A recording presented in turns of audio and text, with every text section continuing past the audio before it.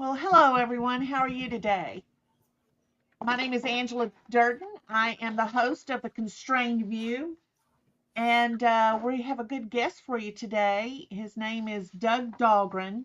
I've known Doug since 2012, uh, or right about there. He's a busy fellow in the Atlanta literary community, and we'll be getting into that in a few minutes. But for right now, let me introduce you to Doug. Doug, say hello to everybody.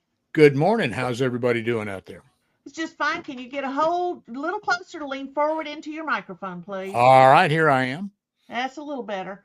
Okay, so I've got your first book, the Sun, Silas Rising. Right. And I don't really want to talk about the book so much at this time as I want to read a quote from the very last bit of the book that I found quite interesting. All right.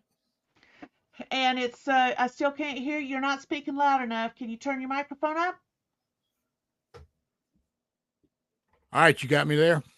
It's a little bit better. Oh, my goodness. I don't know what's going on with this thing. I do the show every week with it, and it works. Oh, you know what? Get rid of that thing right in front of your microphone because when you went around to the side, it was picking it up. Boo. Sit closer to it. All right. Oh, that's much better. Okay. Okay, so here's the quote at the end, and it's from Thomas Paine. It says, "Those who expect to reap the blessings of freedom must, like men, undergo the fatigue of supporting it." Right. Why did you put that in there? The entire series, each book in the series begins with a quote from a Revolutionary War figure and ends with another quote.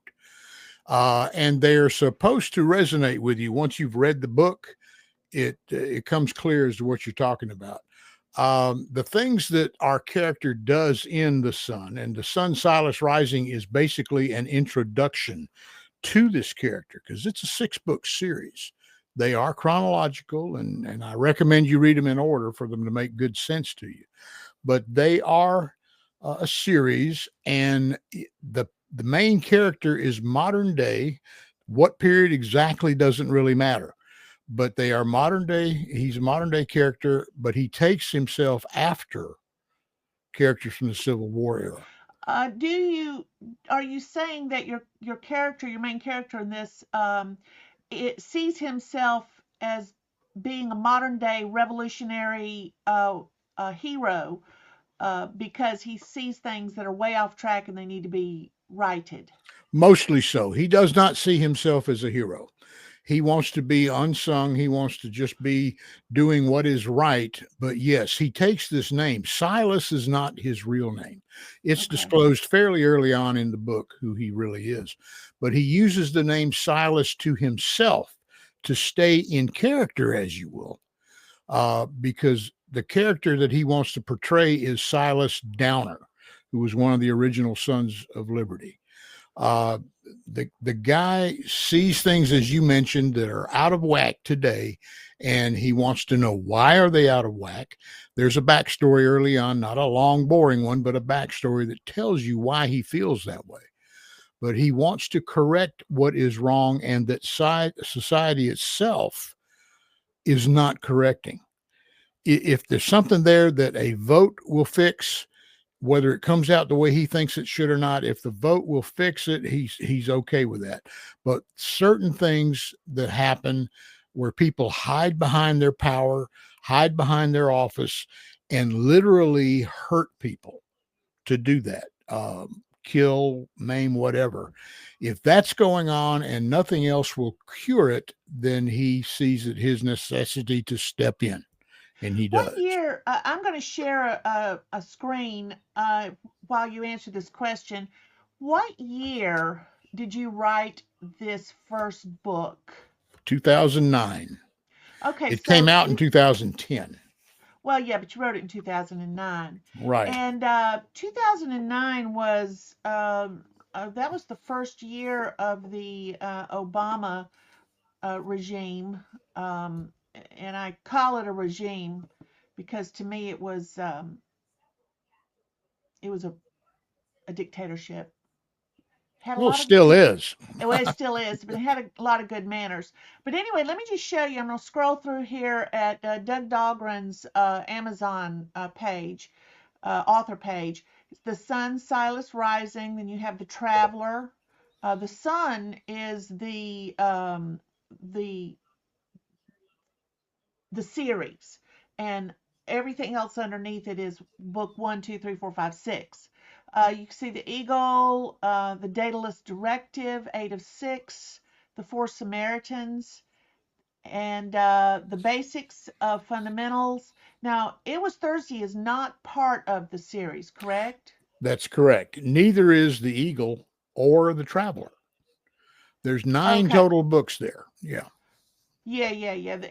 Okay. Well, y'all will have to, when you go to the website, you'll be able to see. But also in the show notes below, I have linked all of the books to Amazon, and I've all you have to do is scroll down, and each book is linked to a purchase page.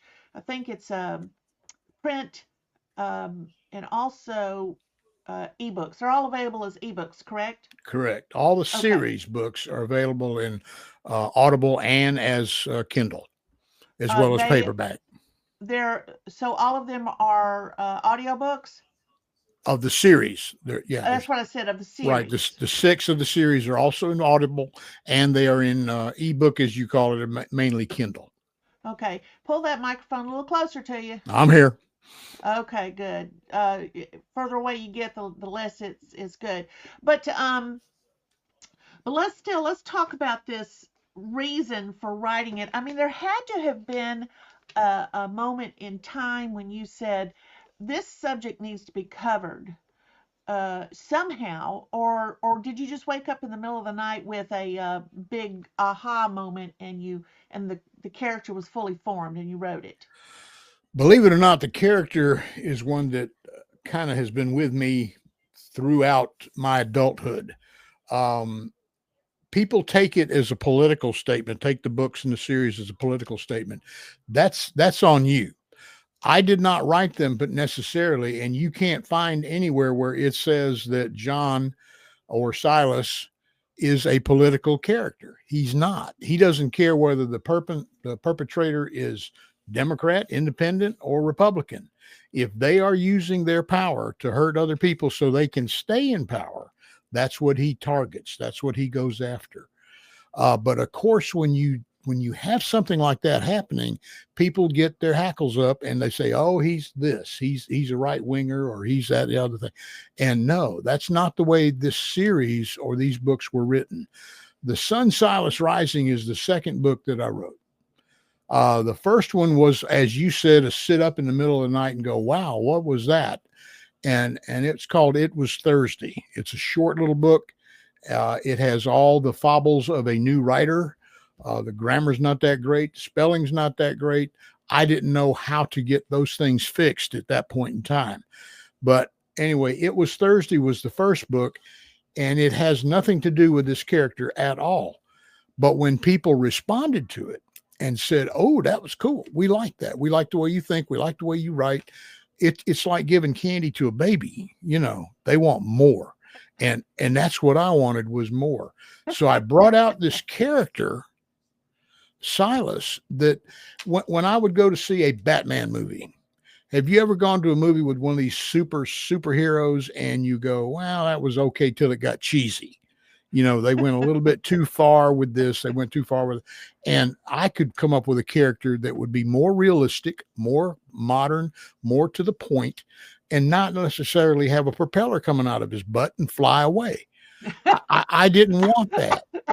I wanted a guy that was like you and me, but had the ability and had the money to take care of certain things that were important to him. And that's really what Silas is. He Well, I know you say it's not a political thing. That is, he is not for one side or the other per se, but that he is for truth and freedom and justice. and doing what's right. Truth, justice, and the American way.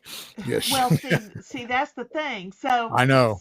yeah, which the end of the book, that's why I read this quote from Thomas Paine. Those who expect to reap the blessings of freedom must, like men, undergo the fatigue of supporting it. And your book, to me, hit upon the series hit upon um, where middle America was and is, but was ignored by the elite ruling class here in the United States, and of course in Britain and Europe and a lot of these other countries, India even, all kinds of places, South America. The ruling elite stole, and look at U.S. aid, that all that's just come out about the U.S. United States AID, yeah. Agency for Independent uh, Development, international development. There was not a lot of international development. It was a money laundering scheme at the on the American taxpayer's penny, nickel, dime, and dollar. And so I think you were ahead of your time. uh, excuse me, in knowing what was going on. You may be And giving me more you hit credit than it. I'm due, but Well, yes, but that may be, and yet you so accurately put it together. Now, thank here's you. the difference, I think, that no one man can only make a small amount of difference. You cannot fix the underlying rot. Um, that's why uh, I look at these individual guys that go, I'm going to get that person because they did wrong, and that's fine. There's justice for that particular uh, evildoer.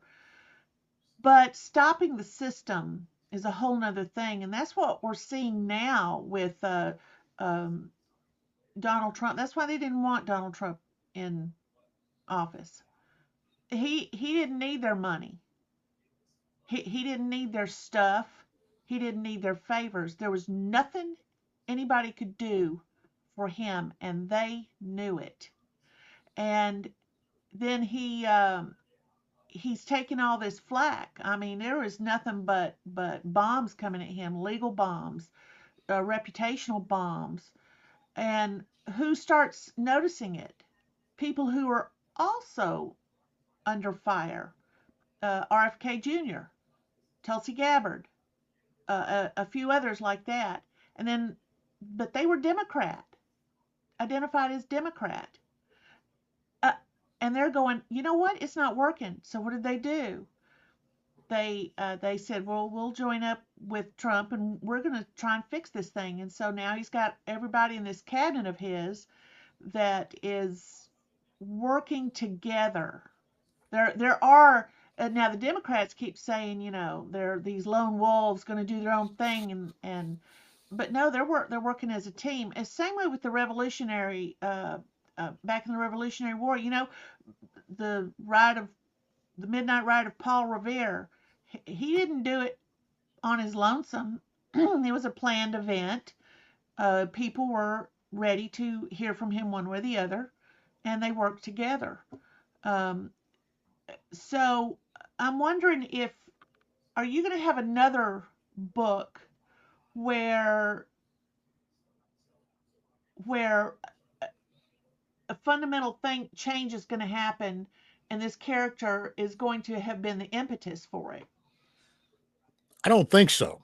Um, while I personally, aside from the writing, aside from the show that I do, aside from everything, while I personally agree with what you said, and I do, I don't want anybody watching or listening to this think that that's what the series is, because it's not.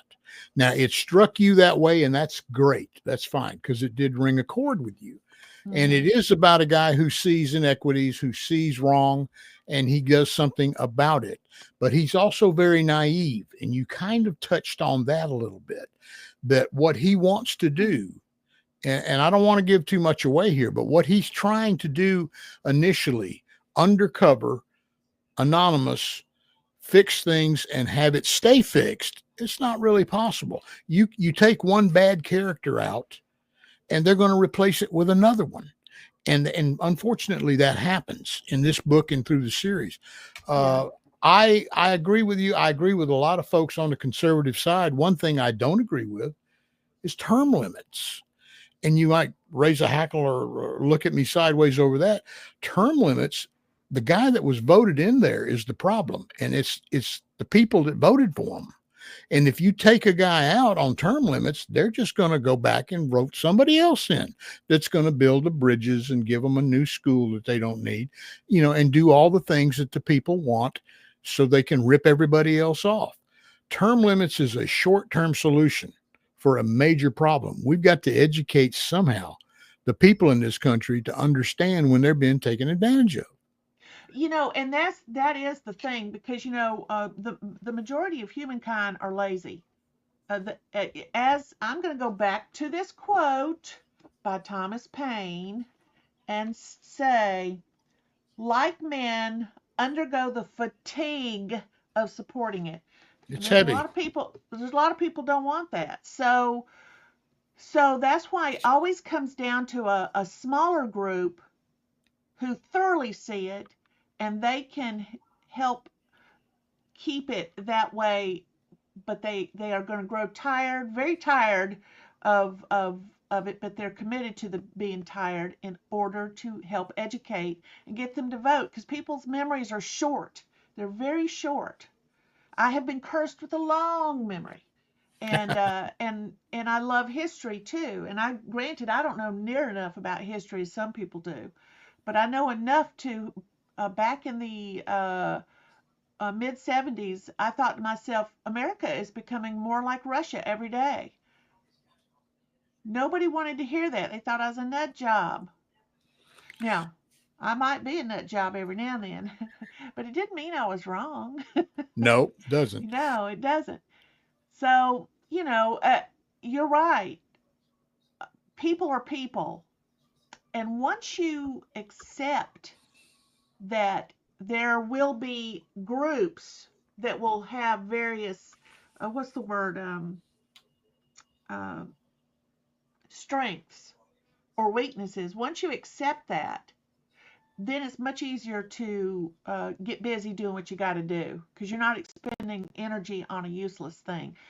Educating the masses is useless if we want them to be educated on history and ability to think and process like we ourselves might be able to do. Does that make sense? Yeah, yeah. Yeah. Again, though, I hope that again, that people aren't construing the message in the book with what you and I believe, because that's really not the case. That anything that's tied to that from this book is just coincidental. To be real honest with you, Well, the I guy go he understand go. that, It's but good guys and bad guys, white hats and black hats, and that's I what it is. understand that, and that's the way it is in the world too, which is Yeah. why it struck a chord with me when I read it all those years ago. That uh, this sounds like what's happening on a small basis, and little by little, an individual can make some changes and be noticed by some others that are then spurred on and incited to do better and the right thing, and finally it trickles up to, because in any organization, failure always comes from the top and it goes down, Hmm. as we can see just lately with the Biden administration, how bad it turned out.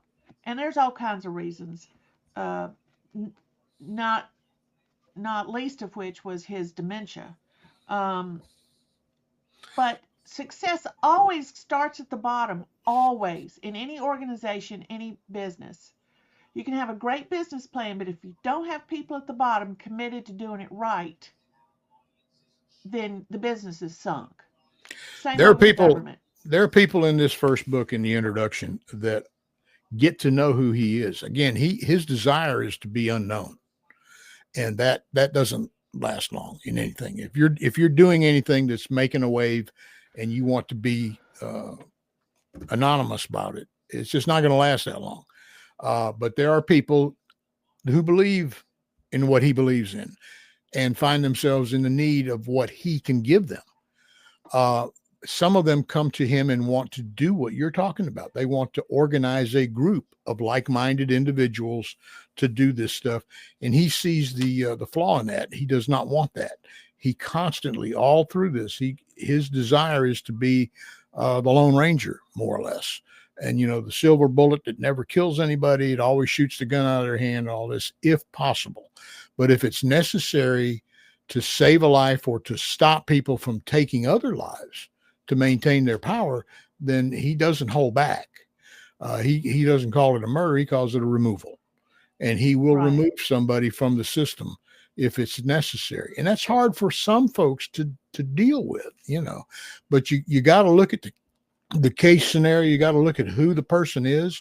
And again, I do not identify anybody in here as Democrat, Republican, or what have you. No, It, I understand that the point's made on that, okay. but your character, Silas, he reminds me of the Ronin, the rogue Ronin warrior from Japan who takes out on his own and begins to solve issues. He chooses to live peaceful life, but he will be violent if it's necessary, Right. and you best watch out. There's history literature full of this type of character, and you're right, they have minimal. Uh, they don't change the world. Even Satan himself took a third of the angels of heaven with him because they didn't agree with God either. And if perfect angels in heaven, created by God who knew him, decided, hey, you know what, we're going to throw our lot in with Satan because they wanted what they wanted, you know, people are going to do the same thing. Let me turn tables and ask you a question. This Okay. book has been out for 15 years. It's Uh been huh. published 15 years ago. So it was written 16 years ago. Things have mutated or changed or whatever you want to say between then and now. And yet I really believe, if you stop and think about it, I don't know how long ago it was that you read it, but your thoughts about what you read apply to today.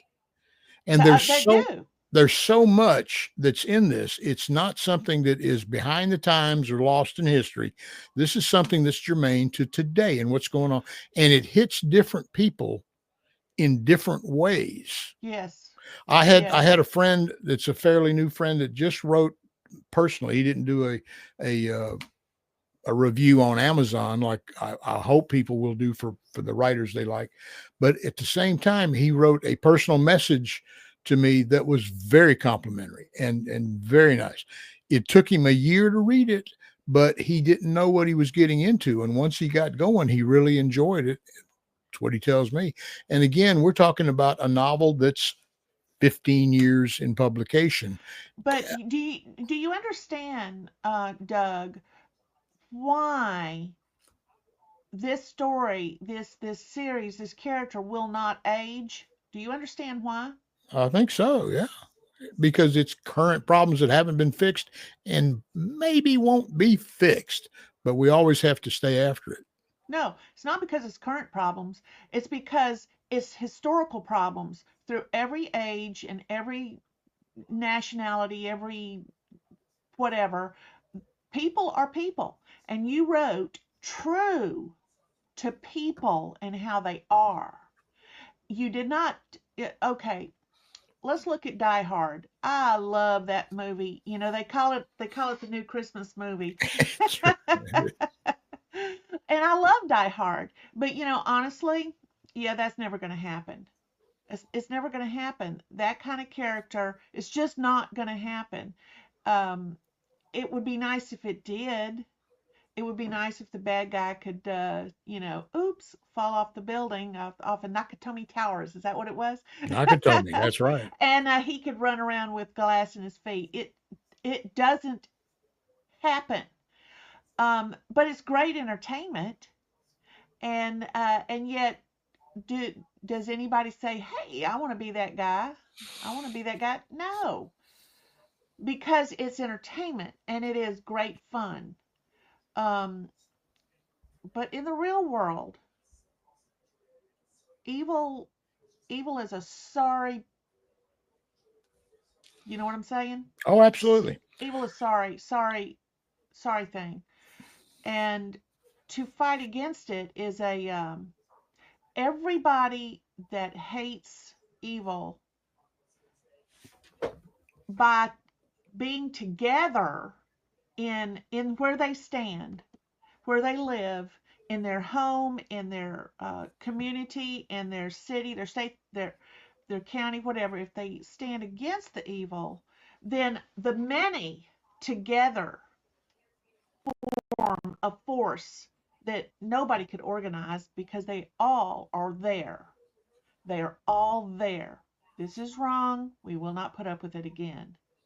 So, anyway, well, I say you should read these books, folks, if y'all want to. This is awesome sauce. And I think you heard the reason why. Now, Doug,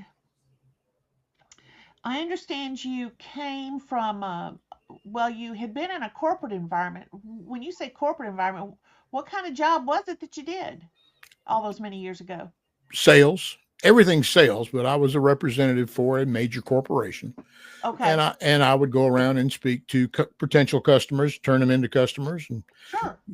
Do that sort of thing. And I also, at the same time, had my own contracting business, where sometimes I would be hands-on with that, but a lot of times it was just people that I hired that had a set of rules how they did the particular job, and we did home improvements on a small scale. General contracting and not that well sort of thing. Closer to the painting end of it, but that sounds kind of hard to say. It goes into general contracting, but you would be amazed at, in order to paint something, what you had to fix before you could even go to there.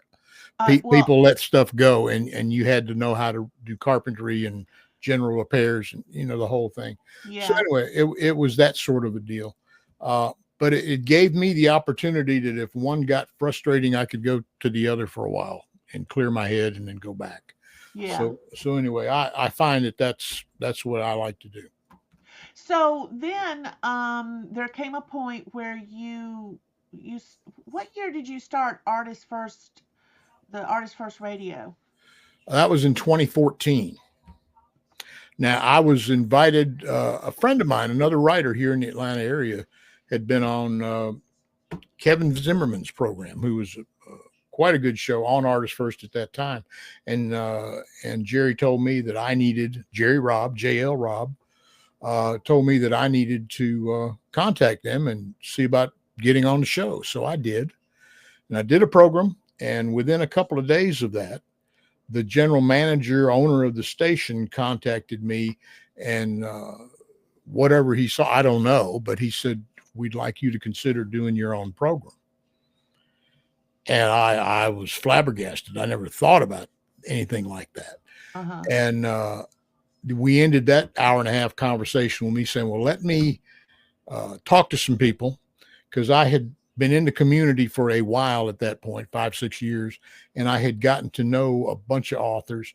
So I called 10, and the question was simple. If I did a radio program interviewing you as a writer, would you come on with me? Would you trust me and come on? And Angela, every single one of them said, "Sure, yeah." And so with that, defense, I went back and said, if the offer's still open, I'll do that. And anyway, there we go. It's harder today to get guests on because writers haven't really changed. Writers are lazy. Writers want to do their book. They want to tell their story. I know. And then they come to you and say, "Here it is, make me famous." and Yeah. they don't want to do the marketing. My program, if I dare say so, still would be, if we could get people to come on, different from all the other podcasts and things.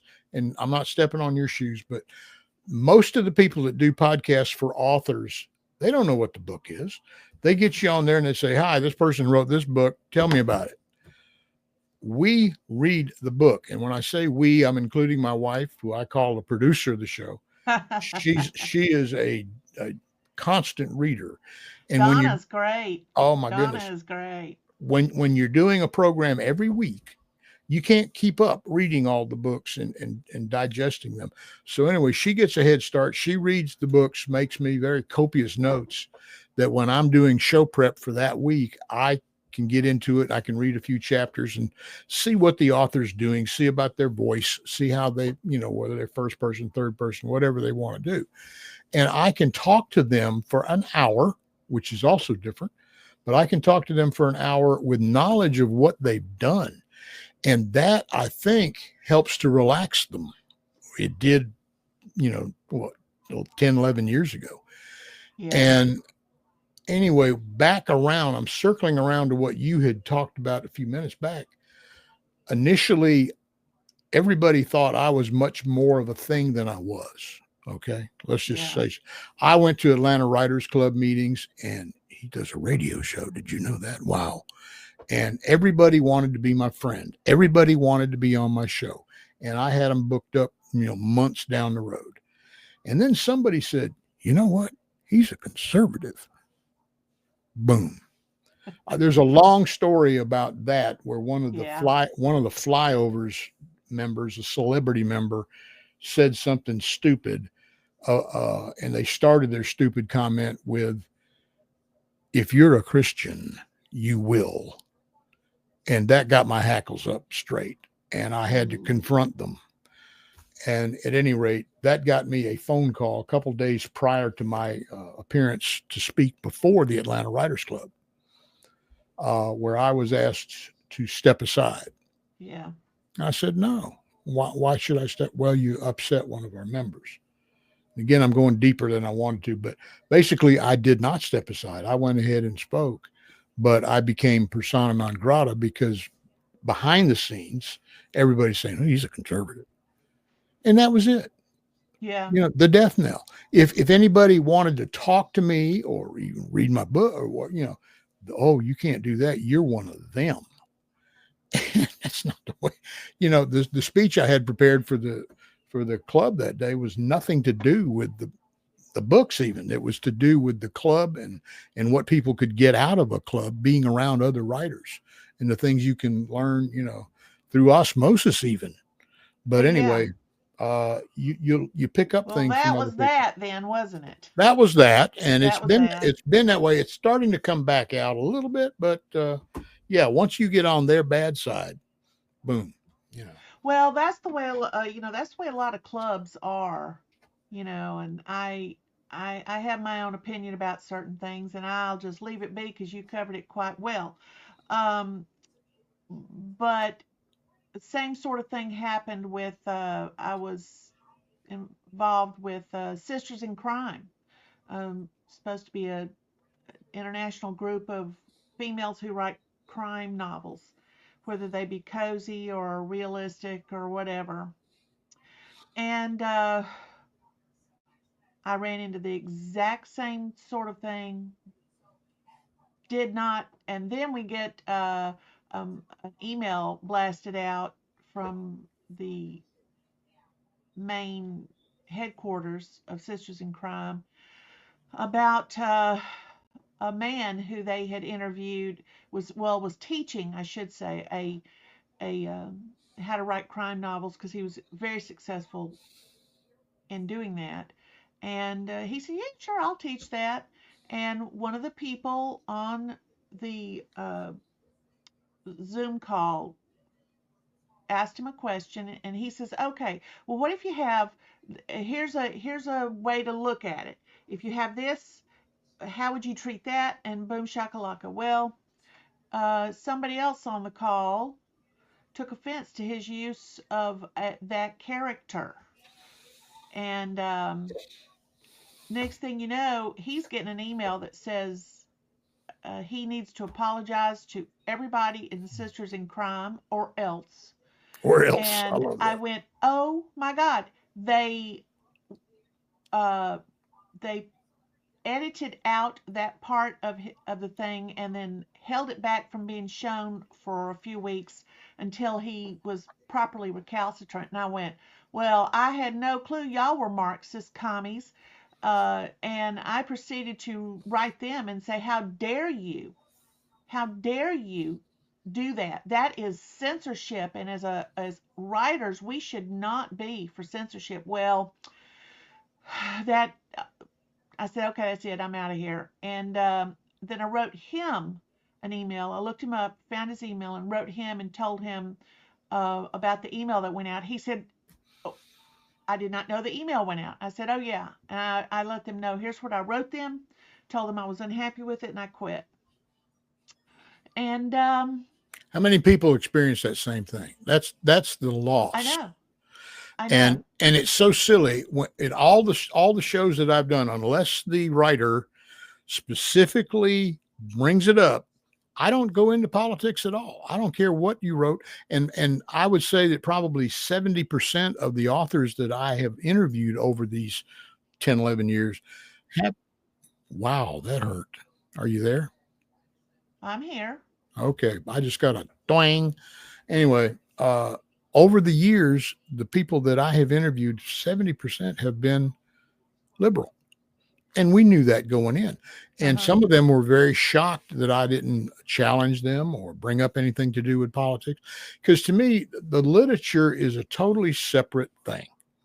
And like I said, unless you specifically target a party or an act or whatever, it has nothing to do with it. It has to do with your characters. And to me, the main thing that a good author has to be is a storyteller.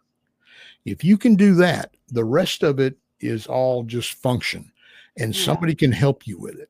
If you're Yeah. not a good speller, you can find somebody to help correct that. If you're a comma queen, people can help you with that. Uh, I but love that. Comma queen. oh yeah, well, I tended to be, every time I go comma and go along, but you find people that can help you with the grammatical stuff and the Yeah. formatting and all that can be done. I don't know what's happening, but I'm getting a big ding dong in my headphones. I have no clue. At any rate, maybe they're monitoring us, Angela, and they're Monitoring you because I don't conspiracy hear it. conspiracy theory. The Well, but that's the point is that uh, there's way back in the day in the what 20s and 30s when authors in certain authors in England that became big deals. They weren't big deals at the time. Had coffee and sat around tearing each other's books apart, and they all got better. You see that? They all got better. they I, learned. if somebody cannot take criticism of what they write, then they will never become better. And while we don't have to like that they criticized it, to ignore it and then cut that person off from your life, which has happened to me. I tell people, they go, could you read this and tell me what you think? I go, okay, we can do this one of two ways. We can stay friends and I won't read it. Or you will pay me money and I will read it and critique it in writing and send it to you, and then just make sure your check doesn't bounce, because I'll never hear from them again. And it's really, well, I will have to say, there's been a couple that I've heard back from again after taking great offense, and I ended up doing stuff for them because they went somewhere else to get something done and found that I did a much better job. Even though I hurt their feelings when I said it, it wasn't because of how I said it. It was that I said it. But they learned, and I'm very happy that there's those that do learn.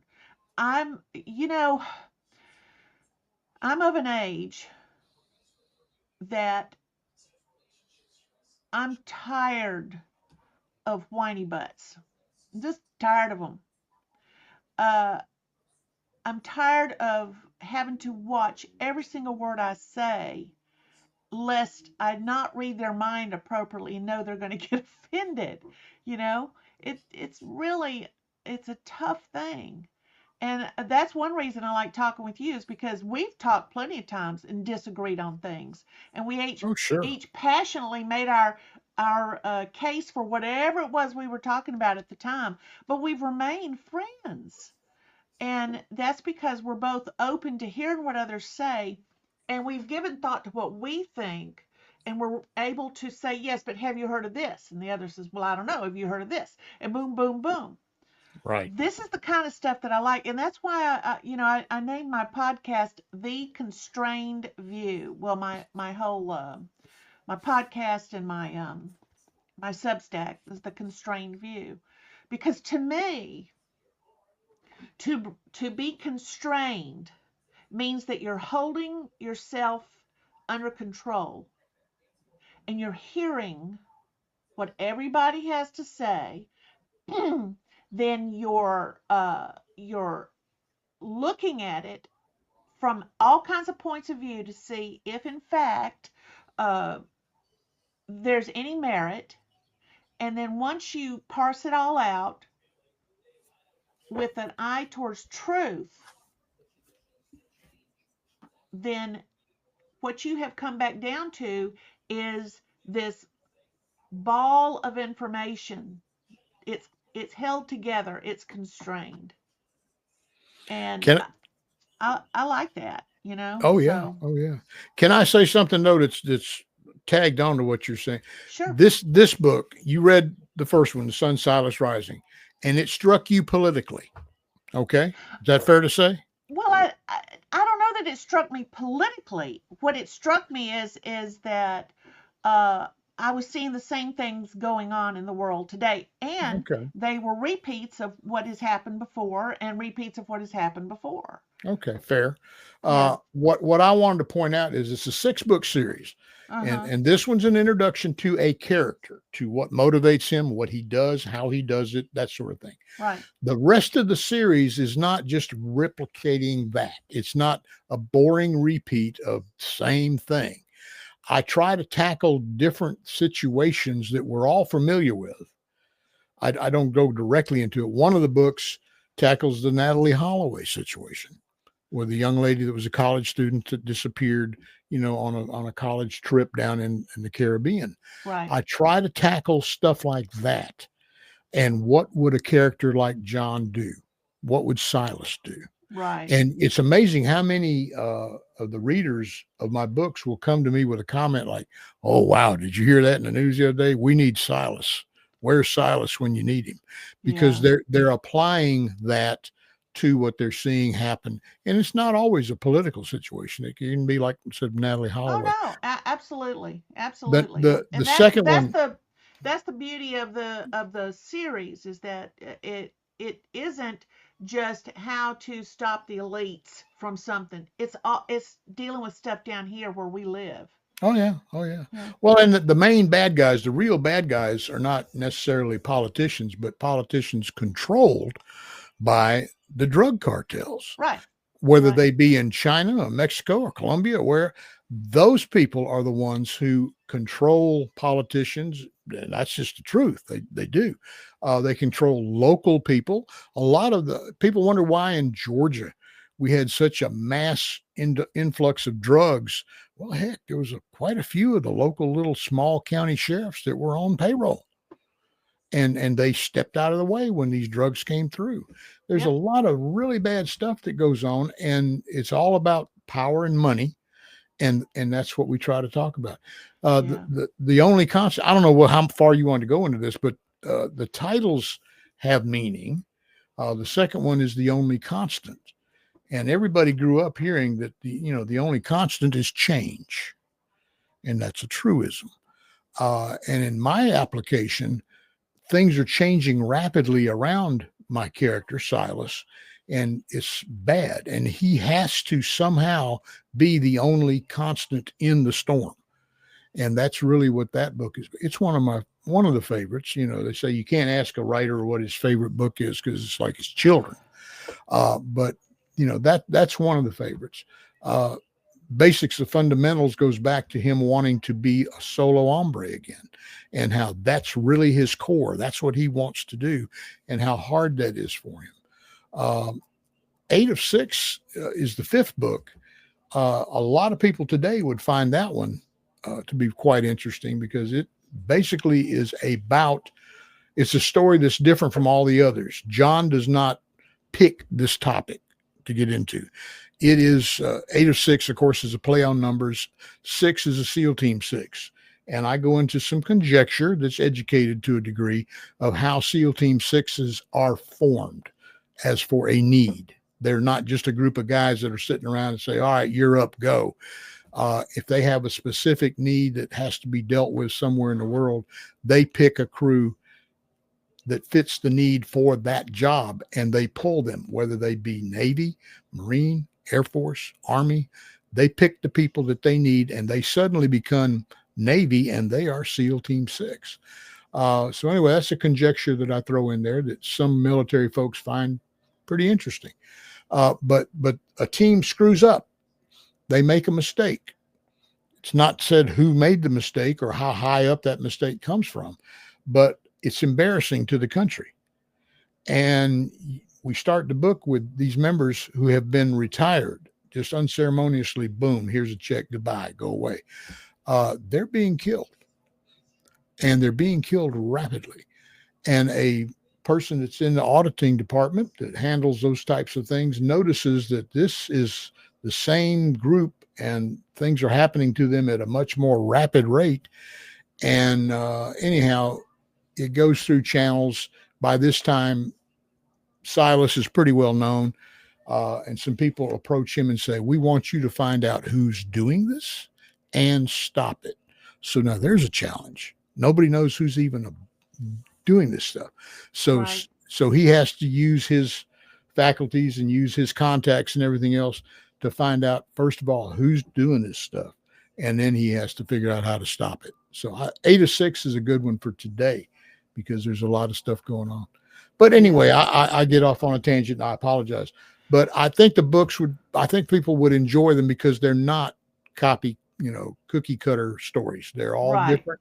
And Yeah, it's each, not like the certain other series that I won't mention, um, who all you have to do is change the location, change the local sheriff's name, and the main character pretty much says the same thing, breaks it all down the same way, and it just gets boring after a while.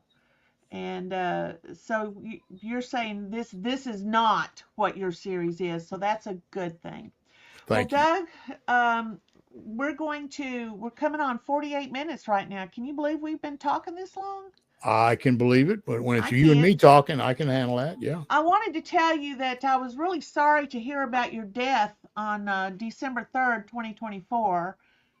You didn't know you had died, did you? Well, I didn't know the Dahlgren name was out there quite as much as it was. Uh, Well, there is actually a Doug Dahlgren who has been in radio since the 50s. I knew him. Did you? Yes, He ma'am. died in December.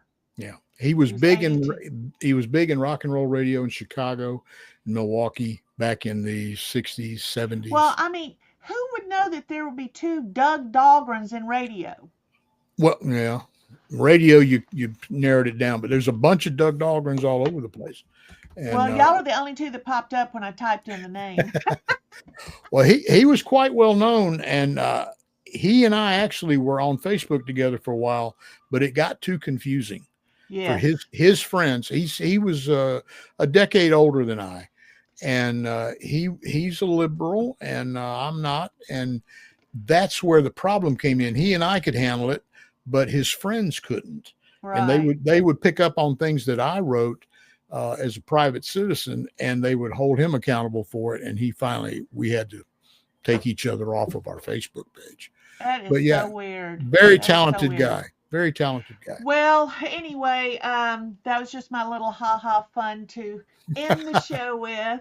Um, but listen, everybody, I want to thank y'all so very much for tuning in with Doug.